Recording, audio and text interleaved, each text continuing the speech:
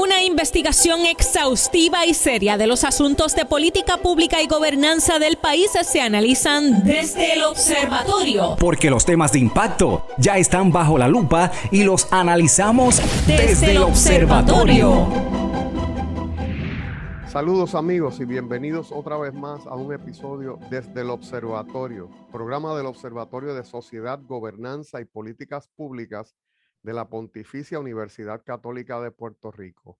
Les habla el doctor Hernán Veras Rodríguez, director del Observatorio. Como saben, este es un programa en el que nos dedicamos a estudiar problemáticas sociales, asuntos que tienen que ver con gobernanza, transparencia, y también a presentar las investigaciones y acciones de la Pontificia Universidad Católica en las áreas antes mencionadas. Como siempre, me acompaña la joven estudiante de doctorado, casi doctora ya, Jennifer Castellanos Barreto. Saludos, Jennifer. Saludos, doctor Vera. Un gusto volver a estar aquí desde el observatorio con usted y, por supuesto, compartir con cada uno de nuestros oyentes quienes se conectan a través de Católica Radio y escuchan la retransmisión por alguna de las plataformas digitales de la PUCPR. Hoy, con un programa muy interesante, muy del tema, muy a tono con todas las situaciones sociopolíticas que están ocurriendo, dejarles saber pues, a nuestra audiencia que hoy estaremos haciendo un análisis sociológico de la serie de televisión ucraniana titulada El Servidor del Pueblo. Para quienes no conocen como tal esta serie, es una serie que actualmente se encuentra en Netflix. Asimismo se titula El Servidor del Pueblo y es una serie que satiriza la política ucraniana y que se estrenó desde el 16 de noviembre del 2015. El personaje principal se llama Vasil Petrovich Holobaroka, quien es interpretado por el actual presidente de Ucrania, Volodymyr Zelensky, quien es un profesor de secundaria que inesperadamente se convierte en presidente de Ucrania después de que un video que es grabado por alguno de sus alumnos dando una crítica hacia la corrupción del gobierno ucraniano se vuelve viral. Un dato curioso de este programa es que el 31 de marzo del 2018, un partido político que lleva el nombre de la serie de televisión se registró en el Ministerio de Justicia y además Zelensky, que interpretó al protagonista de la serie como el presidente de Ucrania, fue elegido presidente en Ucrania el 21 de noviembre del 2019. De esto estaremos hablando, por supuesto, con nuestros dos invitados especiales y, por supuesto, doctor, me gustaría que los presentara. Sí, hoy, ¿verdad? Me da mucha alegría tener este programa porque tengo dos amigos, casi hermanos, ¿no? Presentes. Tengo primero al doctor Federico Rivera Romero. Federico es un colega que conocimos en los congresos anuales del Centro Latinoamericano de Administración para el Desarrollo. Federico ha estado en otros programas y otras actividades del observatorio, ¿verdad? Así que si lo escuchan, pues quizás le está reconocida la voz y es que ha salido en alguno de nuestros programas y foros. Federico es economista. Federico estudia precisamente en Rusia, luego pasa a Ucrania y donde obtiene un doctorado en economía agrícola o algo parecido. Después tú nos cualificas eso, Federico. Y tiene un doctorado en políticas públicas de la Universidad de Costa Rica. Es una figura bien destacada en los medios de comunicación costarricenses, ¿verdad? Comentando las noticias que tienen que ver con política y que tienen que ver con economía. Es un ávido lector y un escritor publicado ampliamente. También nos acompaña el colega José Raúl Feliciano. José Raúl Feliciano fue profesor de estudios hispánicos hasta hace 1 o 2 semestres en la Pontificia Universidad Católica de Puerto Rico. Es doctor en estudios hispánicos por la Universidad de Tulane. Es un escritor consagrado. Él ha escrito desde el libro de redacción que se usa en la Pontificia Universidad Católica de Puerto Rico y en otras universidades del país, hasta novelas. Así que acabamos de leer una de las novelas del compañero y yo le decía, ¿verdad? Que con el mercadeo adecuado, pues él sería una de las figuras más prominentes de las letras hispanoamericanas en nuestros tiempos. Además, es un fanático, por decirlo de alguna forma, del cine, de las series, desde siempre, desde siempre. Yo me acuerdo cómo teníamos nosotros teníamos una revista, colaborábamos editando una revista de investigación social que se llamaba Invesoc, no vamos a decir los años en que se publicaba. Y allí José Raúl de vez en cuando nos colaboraba con un análisis precisamente sociológico y desde su visión de distintas películas. Así que, ¿verdad? Con estas dos importantes figuras, pues procederemos a analizar esta serie, El Servidor del Pueblo, que es interesante, ¿no? Son estas series que a uno le aparecen, me aparece un fin de semana esta serie y obviamente, pues, como la portada, ¿verdad? Del afiche tiene la figura de Zelensky, pues yo digo que ahora aquí que tiene que ver con Zelensky, ¿no? Y entonces, pues, comenzamos a ver la serie.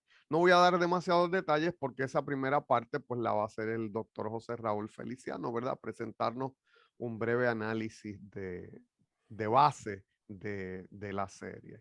Así que José Raúl, vamos a comenzar por ahí. Después Federico va a seguir con un análisis del entorno en que se da esa serie y va a enmarcar esto en las relaciones Rusia-Ucrania y los fenómenos recientes. Bueno, muchos saludos a los radioyentes, a toda la gente por las redes sociales. Estoy muy contento de volver a estar en el programa. Esta serie la produjo una compañía que se llama Kabartal 95, que fue fundada por el mismo Zelensky y salió al aire, ¿verdad? Por el canal 1+1 de Ucrania. Esta serie también la tiraron gratuitamente en YouTube y la primera temporada ahora está disponible en Netflix, como acaba de decir Jennifer.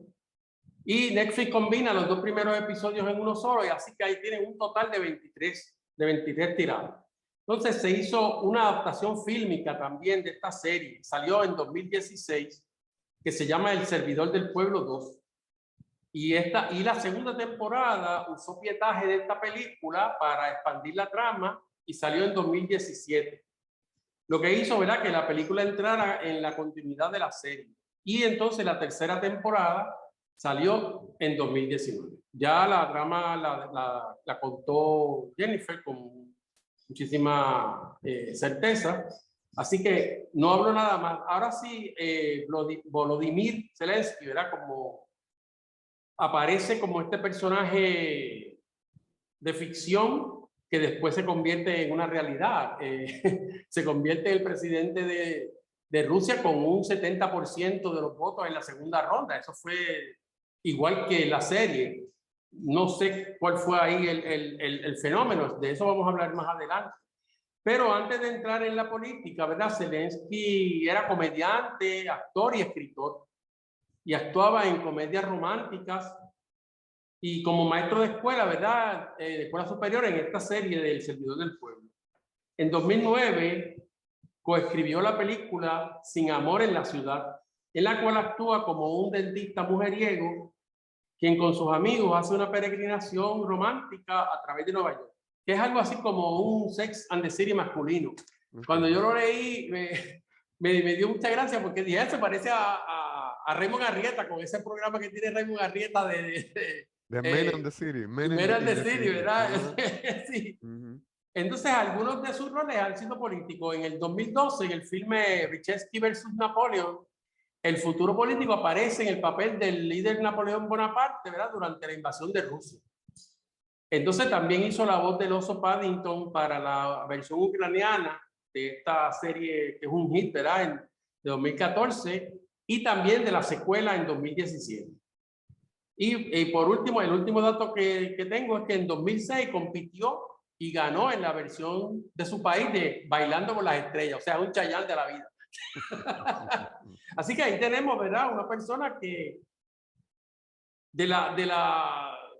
diríamos como del estrellato de la televisión y del cine sale a la política, como muchas otras estrellas que han salido de ahí, ¿no? Ahí tenemos muchísimos. Tenemos, por ejemplo, a Clint Eastwood, tenemos a Schwarzenegger, el mismo Donald Trump, que hacía el programa aquel de, ¿te acuerdas? El programa aquel de reality show. Sí, No me acuerdo cómo era que se titulaba, pero él hace un programa en que dice que entrenaba gente para todo esto, ¿no? Y está Gina Lollobrigida en Italia, Shirley Temple, Eva Perón, Ronald Reagan. Ronald Reagan, exacto, ¿verdad? Ronald Reagan. Ujú. Rubén Blades, que también Claro. fue ministro de Cultura en Panamá. Claro. Alessandra Mussolini, la hija del político. Ujú. Y Grace Kelly, ¿verdad? Grace Kelly que fue al revés. Grace Kelly se fue de la televisión SIDA a ser princesa. Así que esa primera parte, ¿verdad?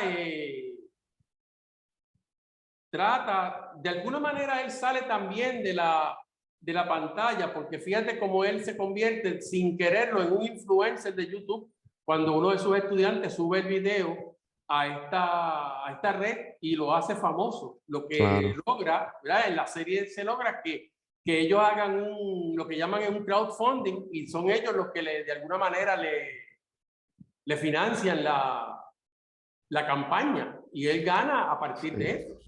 Hablábamos, José Raúl, ¿verdad? En algún momento cuando te invité al programa de un paralelismo con una de las películas de Peter Sellers, donde esta figura llega a ser presidente de los Estados Unidos casi por casualidad. Yo no me acuerdo si era The Gardener o Being There. No me acuerdo Being cuál there, era. es Being there, ¿verdad? Sí. No fue presidente, pero sí fue Sí. como asesor del presidente, y Ya. era una persona aparentemente como un impedido, ¿no? Mental, y sin embargo daba consejos a partir de las flores, y eso hacía que lo convirtiera de alguna manera en un filósofo de la política. Claro. Pues perfecto. Federico, entonces, ¿podrías colaborarnos con un trasfondo, vamos a decir, ya en el término político, en el término de las relaciones Ucrania-Rusia de la serie? Sí, bueno, en primer lugar, buenas tardes y muchísimas gracias por esta invitación, el cual me siento con regocijo de estar con ustedes y compartir este aspecto, esta situación o este análisis de la figura de Vladimir. En realidad ese es en ucraniano, pero su nombre es Vladimir, curiosamente Vladimir también. Históricamente el nombre Vladimir en Rusia ha tenido historia, ¿verdad? Eso es importante mencionarlo.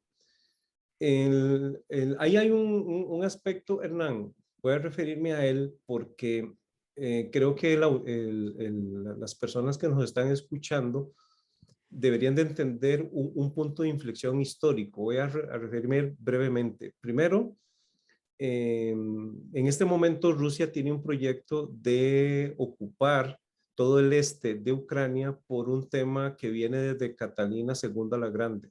Catalina II la Grande fue emperatriz de origen alemán formada por franceses, le dio un golpe de estado a su propio esposo, a Pedro III, y de ahí ella obtuvo un hijo que fue Pablo I, que fue nieto de Pedro el Grande.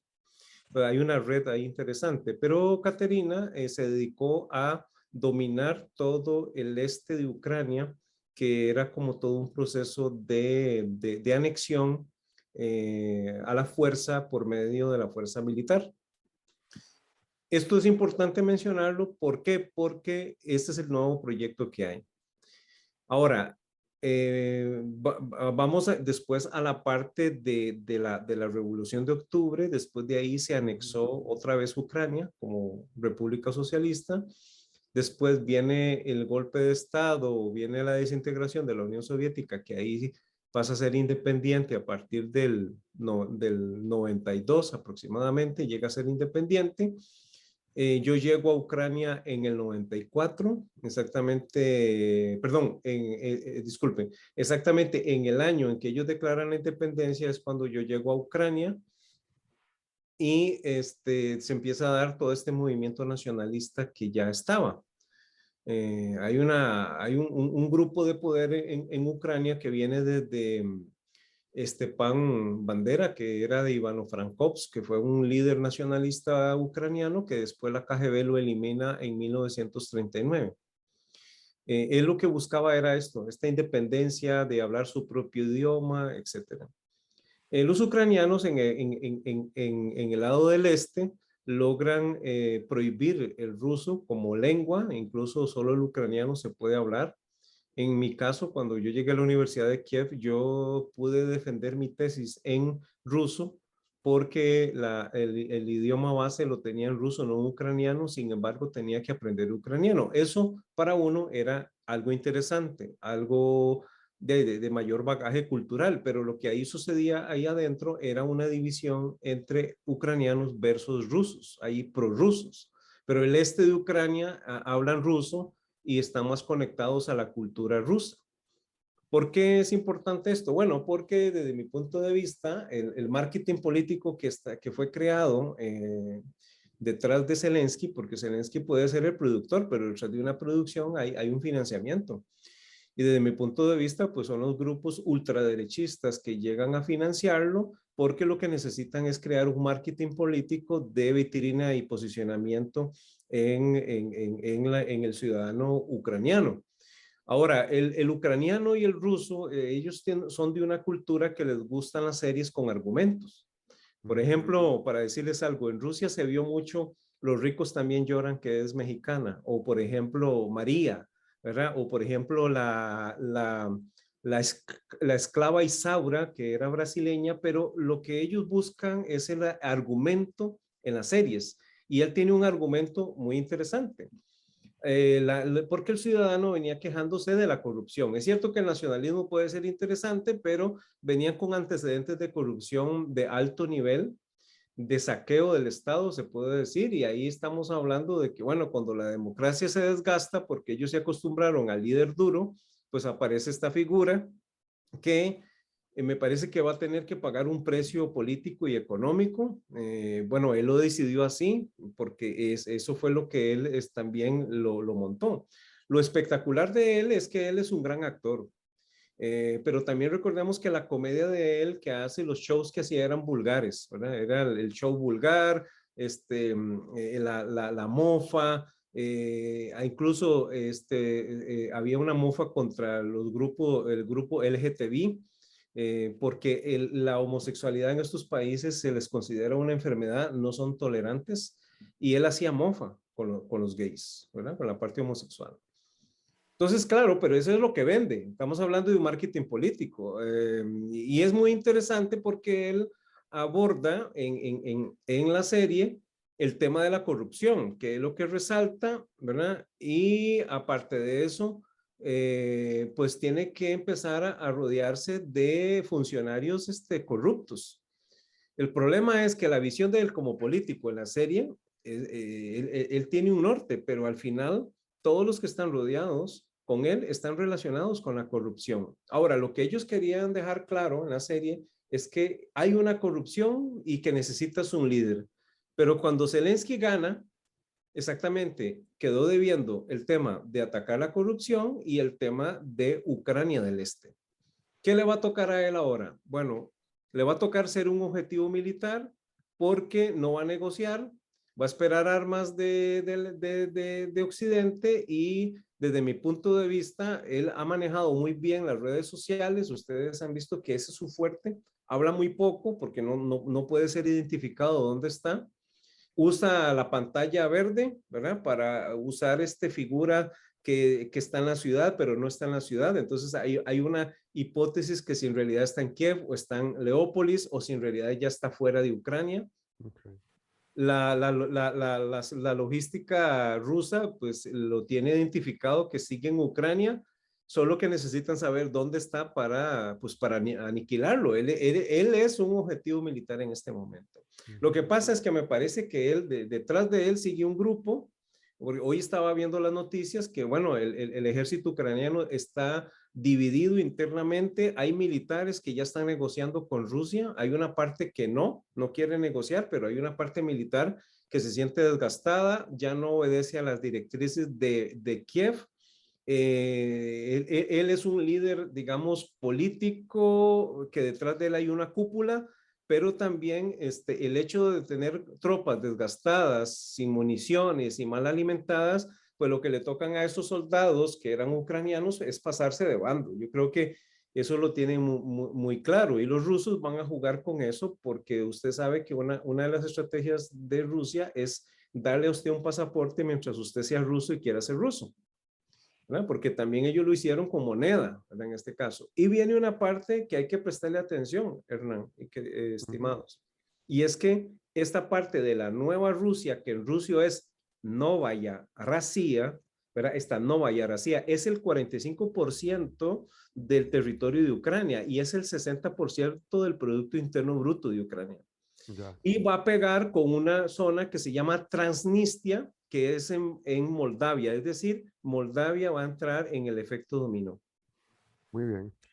Fíjate, Federico y compañeros, Federico ha traído, José, este tema, ¿verdad? Cuando yo empiezo a ver los capítulos de la serie, me llama la atención y por eso rápido llamo a estos dos compañeros y colegas y les digo, si no han visto esta serie, véanla porque me interesa comentarla. Y es que empiezo a ver los paralelismos con los países de la región, vamos a decirnos, ¿verdad? Para incluir a Federico. Particularmente, pues yo digo, oye, aquí hay muchos temas que a uno le parecía que en los países de Europa o pues no, o países cercanos a Europa, pues no son temas comunes. Pero se me parece tanto cuando veo la serie, ¿verdad? Los fenómenos a lo que se vive en la política caribeña y en la administración caribeña y en la administración latinoamericana, que es impresionante, ¿verdad? Así que Federico ha traído ese primer tema, que es el del debilitamiento del Estado, obviamente porque estaban acostumbrados al yugo soviético, vamos a decirlo, ¿no? A la línea. Y entonces esa dificultad en institucionalizar, en fortalecer sus instituciones y crear un Estado fuerte, pero democrático, que no es cosa fácil, ¿no?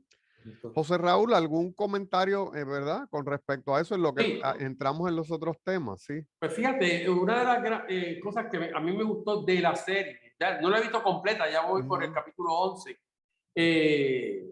es ese makeover que hacen al principio del presidente, ¿no? De convertirlo en una figura que sea televisiva, que sea para los medios de acción social. Y fíjate que es lo que pasa en Puerto Rico, porque desde Rosselló padre para acá, aquí en Puerto Rico se da esa tendencia de estar de alguna manera aderezando a estas personas para que sean como especies de estrellas de cine que aparecen. Entonces, si tú eres feo o tú no eres, ¿verdad?, apto para la cámara, no te sacan. Y entonces, claro, todo eso, vea, aquí Rosselló hijo, y hasta el mismo Alejandro García Padilla, que hablaban de él, ¿verdad?, como una estrella de cine y todas esas cosas, que era un hombre guapísimo y todas esas cosas.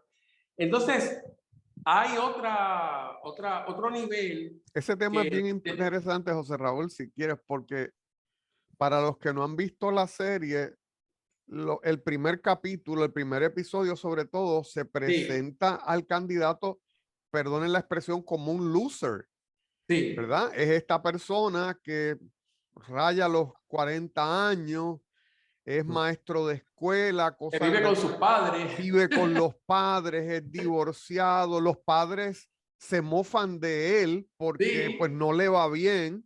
Y es un paria dentro de el seno de su hogar, tú sabes. Y entonces, en la escuela también, la principal lo regaña a cada rato también. Claro, y entonces, pues, ¿qué te digo? En paralelismo con las películas estas de Peter Sellers u otras, pues de momento estás en el poder o estás cercano al poder. Y entonces la visión que tiene de ti la gente inmediatamente es otra. Y claro, da mucha gracia pues todo este makeover que señala José Raúl, que lo enseñan a comer en un restaurante con todos los cubiertos, ¿no? Y todo este cambio, ¿verdad? Del candidato para hacerlo presentable en sociedad. Doctores, ¿qué tal si les parece? Vamos un momento a la pausa y volvemos ya en breve con el tema desde el observatorio. Perfecto, Jennifer. Desde el observatorio. Amigos, estamos de regreso con los doctores Federico Rivera Romero y José Raúl Feliciano. hablando y analizando sociológicamente la serie ucraniana El servidor del pueblo. Doctor Vera. Sí, fíjate, yo creo que debemos seguir profundizando, ¿verdad? En esos paralelismos que encontramos entre la serie, que la serie, pues obviamente el arte refleja la realidad, esta realidad, ¿verdad? De quizás a veces inflada, ¿verdad? Caricaturizada de la vida en Ucrania antes de la guerra y lo que ocurre en nuestros países, en Puerto Rico, Costa Rica, Colombia, ¿verdad? Y ese debilitamiento del Estado. José Raúl, ¿puedes seguir en esa hilación que traías? Y fíjate que algo que también yo noté es que según la serie, ¿verdad? Yo digo según la serie porque no sé si eso será históricamente aceptado en el sentido de Ucrania, porque no tengo demasiado conocimiento sobre ese contexto, pero se nota, por ejemplo, el fenómeno que se da en los países que tienen monarquías o presidencias que lo parecen, ¿verdad? Como por ejemplo España, Inglaterra, Estados Unidos, ¿verdad? Con las familias que parecen dinastías, como los Kennedy, los Bush. Fíjate que Kennedy, por ejemplo, hablan de Camelot. Y entonces en la serie, una vez que él se convierte en el presidente, todo el mundo adora a la familia, aunque es una familia, ¿verdad? Que ha venido de la, vamos a verlo así, entre comillas, del gueto, ¿no? Son pobres. Muy disfuncional, totalmente Disfuncionales disfuncional, completamente, sí. Exactamente. Y entonces, eso aquí en Puerto Rico se ha dado. O sea, en Puerto Rico tenemos familias que son así dinastías, ¿verdad? Por ejemplo, la familia de los Hernández Colón, de Romero Barceló, de Rosselló. Y fíjate que, por ejemplo, hace poco se dijo que el hijo de Hernández Mayoral se estaba preparando para meterse en la política. Es decir, que hay una tradición en nuestros países, como tú muy bien hablabas, de esas familias que se convierten en dinastía y que una y otra vez aparecen en la platea política, aunque no tengan ni siquiera la preparación para estar allí, ¿no? Sí, eso es un fenómeno interesante allí, ¿verdad, José Raúl? El fenómeno de las élites, ¿verdad? Sí. Como las élites, ¿verdad? Tienen básicamente capturado el Estado, ¿verdad? Y capturado, nos parece que históricamente a los presidentes. Sí, la oligarquía que está ahí, ¿no? Hay que reconocer, sin embargo, que la paradoja que presenta, y por favor no pierdas el hilo, ¿ah? Sí. Que una de las paradojas que para mí presenta la serie es que la única persona honesta que parece haber, a mí me recuerda la Biblia, ¿verdad? Sí. Donde dice, oye, si consigo un hombre honesto, no destruyo la ciudad. Pues Zelensky, ¿verdad? El personaje que presenta Zelensky, es como si fuera ese último hombre honesto, ese último hombre que le preocupa a la nación, que le preocupa al Estado y que está dispuesto a sacrificarse. Fíjate. Y se enfrenta incluso a su familia, ¿verdad? Porque fíjate que todos sus familiares empiezan a tomar ventaja de esto, a comprar cosas que no compran, sino que se las regalan. Yo recuerdo, y esto lo digo para que veas el paralelismo que sí está aquí, hace tiempo, y no voy a decir el pueblo, yo estaba en un Blockbuster y no sé por qué hice así, miré para la computadora y en la computadora había un papel que decía, al señor fulano de tal no se le cobra, y era el alcalde del pueblo. O sea que esa tradición, ¿verdad? De que esas familias son como sagradas, son como que no se le puede cobrar nada, todo hay que regalárselo, porque yo creo también que detrás de todo eso está la cuestión de que ellos también de alguna manera exigen favores a cambio, ¿no? Y entonces yo te doy esto y tú me das aquello, pero de todas maneras, ¿verdad? Fíjate como el papá se agencia un bote que no había podido comprar. Las muchachas van y compran todos los trajes, las joyas y todo lo que encuentran y se lo dan gratis. Y yo creo que eso es una realidad, tanto en nuestros países como en otros. Yo creo que eso también pasa en países grandiosos, como es el caso, por ejemplo, de España ahora, ¿no? O de Inglaterra. Sí. Fíjate que a mí me está curioso que ¿te acuerdas de Sarah Ferguson? Claro. ¿Te acuerdas que ella, pues, se divorció del príncipe? Y cuando se divorció del príncipe, ella fue a Estados Unidos y creo que hizo una tirilla cómica. Y por esa tirilla cómica le pagaron $4 millones. Y digo, ¿cuántos artistas nosotros no tenemos mejores que ella que podrían hacer eso y van y no les dan ni un centavo porque no son nadie, pero ella cobró $4 millones por eso. Y yo creo que la serie hace mucho hincapié en eso. Todo hace hincapié también, por ejemplo, en esta cuestión de las élites que tú dices. Por ejemplo, lo que te decía ahorita de las referencias literarias es que, por ejemplo, la palabra noble que nosotros usamos para clases sociales y también se usa para decir que una persona tiene buenos sentimientos, es porque en la época, por ejemplo, del siglo XVII, los que tenían sentimientos, según la sociedad, eran los nobles. O sea, los villanos, que quería decir los que pertenecían a las villas. Fíjate que ahora la palabra incluso ahora dice, villanos son delincuentes. Claro. Pero villano quería decir de la villa. Entonces un villano era que no tenía honor, no tenía sentimiento, ¿verdad? Y en Fuenteovejuna de Lope de Vega, por ejemplo, el comendador se aprovecha de las mujeres y llega a insinuar, ¿verdad?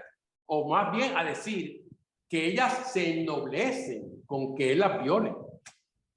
¿Entiendes? O sea, Sí. las élites creen que tienen todo cogido por los, ¿verdad? El toro cogido por los cuernos. Y otra cosa que a mí pues, eso lo podemos comentar entre todos aquí, es ese papel de la prensa. A mí me parece que la prensa en esa serie, que me parece además una serie muy pesimista, porque si tú te fijas, no hay forma de liberarse de las élites y de la oligarquía. Se reciclan, se reciclan, los asesores buscan gente. O sea, no hay manera de eso. Y la prensa ayuda también porque la prensa sigue reciclando todo lo demás. Los esfuerzos de él se ven de alguna manera echados por el piso por la prensa. Bueno, pues pasamos ya mismo con Federico. Fíjate, un tema que trae José Raúl, Federico, es un tema que tú y yo hemos trabajado, el tema del mérito, ¿verdad? El tema de la profesionalización de las administraciones públicas.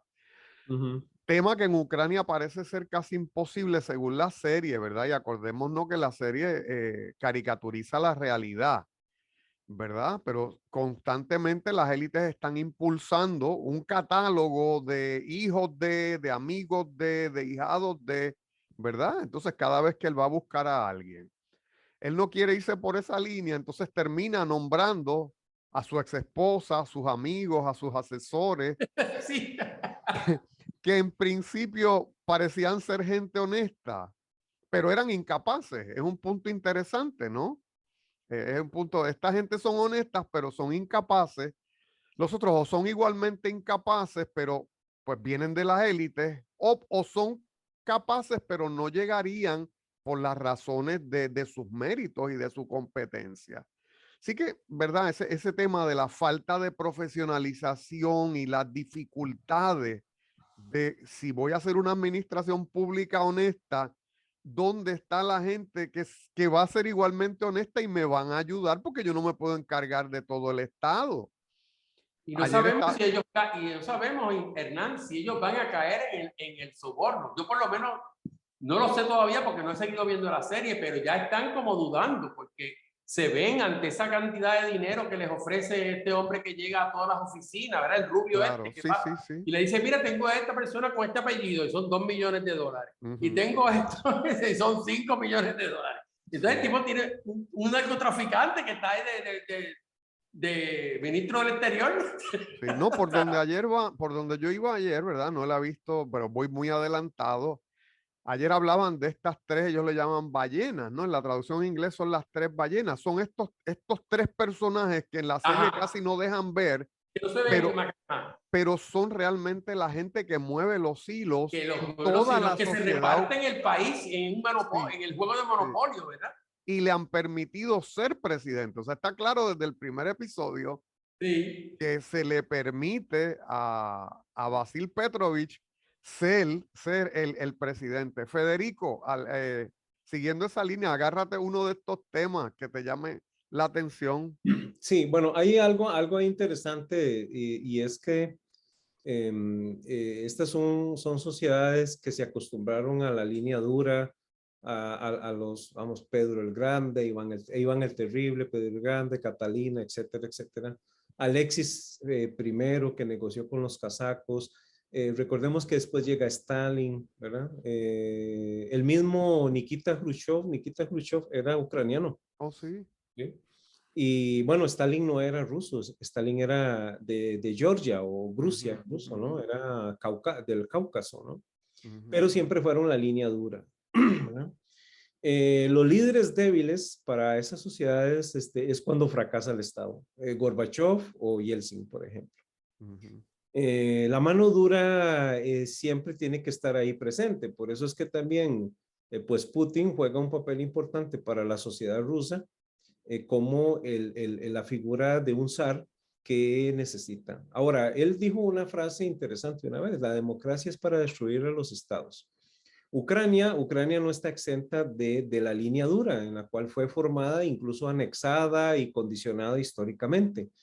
Y lo que tiene es una crisis institucional de vacío democrático, donde la única alternativa es copiar algún modelo que le ha funcionado a algunos países. Por ejemplo, no es que Costa Rica sea un modelo, pero Costa Rica, por ejemplo, cuando llegó aquí Abel Pacheco de la Unidad Social Cristiana de centro derecha al poder, él usó mucho la televisión, era una figura de la televisión, un médico de la psiquiatría, ¿verdad? Que a través de programas televisivos él lo logra.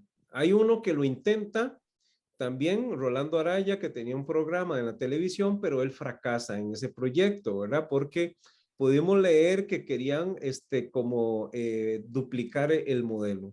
Lo que estamos viendo en un país como Costa Rica, que es que los que están llegando a la presidencia no son políticos que se han construido en un partido político históricamente. El que ahorita quedó de presidente, pues tenía 30 años de vivir fuera de Costa Rica, viene, hace un partido en 6 meses y quedó de presidente. El mismo Carlos Alvarado es un egresado de Ciencias Políticas de la Universidad de Costa Rica, que en ningún momento es una figura política importante, ni televisiva, ni mucho menos, y de un pronto a otro queda ahí. Lo que pasa es que en Costa Rica los temas que nos dividieron fue el tema del aborto, el tema de los derechos del grupo LGTBI, ¿verdad? Etcétera. Ahora nos dividió el tema entre la corrupción y el acosador, por ejemplo. Vea qué curioso. Creo que también recordemos que una serie que es muy importante, ya tal vez la vieron, la película La Ley de Herodes, que se basa mucho en el tema mexicano, donde, bueno, usted tiene 2 opciones para gobernar: si quiere ser gobernador o si quiere ser alcalde. Tiene la ley, y si la ley no funciona, está la pistola, ¿no? Esa es en la línea dura, porque esa línea dura de la corrupción pues se vuelve mafiosa, y yo creo que Ucrania no está exenta de eso, ¿verdad? Queda muy claro que es una serie financiada, es una serie para el marketing político de él, y vea que en realidad tiene un éxito del 72%, ¿verdad? Por el triunfo que tiene. Pero vuelvo a repetir, él queda debiendo el tema de la corrupción y el tema de unir a Ucrania del Este. ¿Qué es lo que sucede con él desde mi punto de vista? Él sigue siendo un actor. Es importante entender, él es presidente, sí, pero al mismo tiempo él es actor. Y el actor tiene la facilidad de ser persona, es decir, estar entre la comedia y la tragedia, y creo que él lo maneja muy bien. Maneja muy bien de que me sientan como héroe, con la barba, ¿verdad? Y vea que ese mismo marketing me parece que lo arrastra de la serie. Va a estar siempre expuesto a lo siguiente, y es que el destino de él, ¿verdad? Si el destino de él es o huir, ¿verdad? Que sería como lo más sano para él, porque va a quedar solo. Va a quedar solo. La guerra se va a prolongar, por lo tanto, me parece que la serie que él lo quiso llevar a la realidad, desdichadamente siempre va a tener un final no muy grato. Y le voy a decir por qué. Porque el cine, y tal vez don José Feliciano lo conoce, el cine y la literatura rusa se basan en la tragedia. El héroe muere. El héroe no puede quedar vivo, ¿verdad? El que queda vivo, ¿verdad? Es el que estuvo detrás del proceso, nada más. O sea que el problema es que la élite, este grupo de poder que mueve hilos, pues va a seguir ahí, porque en este momento, ¿dónde estarían? ¿No? Están en Monte Carlo, de repente, porque incluso hasta lo mencionan, ¿verdad? Pueden estar en cualquier lado menos en Ucrania. Y creo que él no va a ser el capitán, ¿verdad? Él va a ser un marinero, ya no es capitán, me parece que es marinero. Llevarle más armas, ustedes saben que llevarle más armas implicaría entrenar más a los ucranianos, meter más mercenarios, y hay algo interesante, no sé si ustedes lo han visto, que las armas que se quieren llevar o son antiguas o los ucranianos no conocen la tecnología. Eso lo dijo hoy la DW. Y no sabía yo esto, que Suiza es la que produce las municiones. Y Suiza dice, por la neutralidad no sabemos si vamos a suministrar las municiones. Y Putin empieza a aplicar estas tuercas, que es, le quitó ya el gas a Polonia y a Bulgaria. Entonces, de ahora en adelante, ¿qué es lo que estamos viendo? Un tipo tenaza, ¿verdad? Aislamiento, porque eso es una estrategia que usaron los alemanes en Stalingrado, se lo aplicaron también a Leningrado, y lo que hacen es cortar, ¿verdad?, los avances para dejarlos sin suministros y se rindan. Por ejemplo, hoy a más de 1.500 ucranianos ya se rindieron. No van a seguir ahí porque es una muerte segura, y el ruso, yo se los puedo decir con criterio de juicio, ellos son benevolentes, pero son despiadados. En la guerra que es un poco teoría espartana, es muy duro decirlo, pero cuando se dio el secuestro del cine de octubre en Moscú o Beslan, la orden era que ninguno de los terroristas quedaba vivos. Y vea qué curioso, eran chechenos, pero eran chechenos fundamentalistas, y hoy los chechenos están peleando a la par de Rusia, son los que están tomando Mariupol, ¿verdad? Para entender que también por el otro lado hay otro juego de poder interesante, ¿verdad? Donde hoy ya lo dijeron, las instituciones ucranianas son fallidas, están totalmente debilitadas, y la pregunta es cuánto va a resistir este presidente, digamos, que no deja de ser actor en ese proceso, y él lo maneja muy bien. Federico, quiero que me contestes una... Dímelo. ¿Verdad? En la serie, y José Raúl tiene esa facilidad de recordar a veces estos parlamentos. En la serie dejan caer en varias ocasiones el tema de Putin, con un humor negro. Ajá. Ayer, por ejemplo, yo veía el episodio... Es el que asusta. Sí, el episodio 15, y en el episodio 15 te tienes que acordar, José Raúl, es el episodio que tiene que ver con la mala condición de las carreteras. Ajá. No he llegado hasta ahí, no he llegado al 15 todavía. Yo vi toda la serie. Hay una mala condición de las carreteras, y hay otras, hay que repagar la deuda externa del país. Mira que cercano a nosotros. Ajá. Vienen representantes del Fondo Monetario Internacional a exigir que se le paguen 5.000 millones, sea de euros o de dólares. El presidente accede en unas condiciones rarísimas que no debemos traer acá, y entonces la única forma de pagar eso es ponerle un impuesto al vodka y a los espíritus, a los licores. Ajá. Y eso provoca, olvídate, ninguna otra acción del presidente provocó, y entonces eso es chistoso, ¿no? Pero por otro lado, el presidente entonces se va a enfrentar a este grupo de personas que está quejándose frente al Palacio de Gobierno, y la única forma que él tiene de callarlo es decir, a Putin le dieron un golpe de Estado.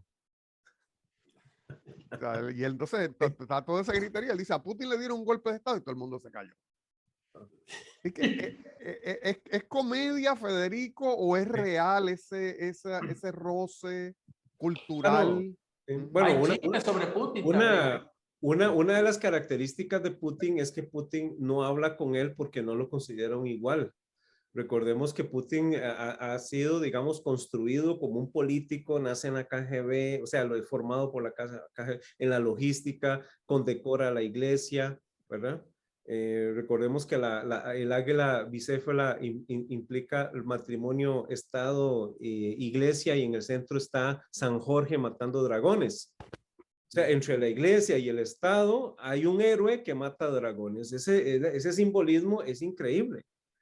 Ahora, él va a ir a todo. Ahora, lo que pasa es que Zelensky, él lo considera vulgar, lo considera marginal. No es un político construido, es una figura creada por el sistema ucraniano, y por eso nunca lo va a ver aún igual. Ahora, ¿a dónde va a trabajar Putin? Putin va a trabajar con la ONU y la Cruz Roja. Con él no va a trabajar. Perfecto. Entonces, José Raúl, lo descalifica. Está descalificado por él. Entonces, claro, es una figura que siempre le han tenido miedo. ¿Por qué? Porque tiene gas, ¿verdad? En este momento. Y es curioso, Rusia no ha querido quitar el suministro de gas a Ucrania, porque también necesita, pues, tenerlos a la par, y si le corta a Ucrania, le corta también a sus regiones de interés. Entonces no lo va a hacer, más bien no se va a ver perjudicada. Ahora viene todo un proceso para los ucranianos. Es importante mencionar esto. Ucrania tiene las tierras más fértiles, es el que produce más aceite de girasol, es el granero de Europa, pero ¿qué es lo que sucede? Que Rusia le va a quitar el acceso al Mar Negro, que ese es su principal objetivo. O sea, lo va a dejar sin poder exportar o importar. Y eso es una manera de asfixiar, porque es parte de una teoría económica, y es el aislamiento para generar mayor crisis. Perfecto. José Raúl, tenemos un minuto para algunos comentarios de cierre. Mira, algo que a mí me atrajo mucho fue que en la escena que tú dijiste de la escena que le está enseñando, esa escena a mí se me parece mucho a la escena de Sancho en El Quijote, cuando él va en la segunda parte a ser el gobernador de la ínsula Barataria. Es este hombre que llega a ese puesto siendo, ¿verdad?, como es del pueblo y todo esto. Y me pareció bien interesante porque hay una retrospección en la que él habla con un maestro de historia, y toda la escena se da en refranes y en citas famosas. Yo no sé si tú te acuerdas de esa escena.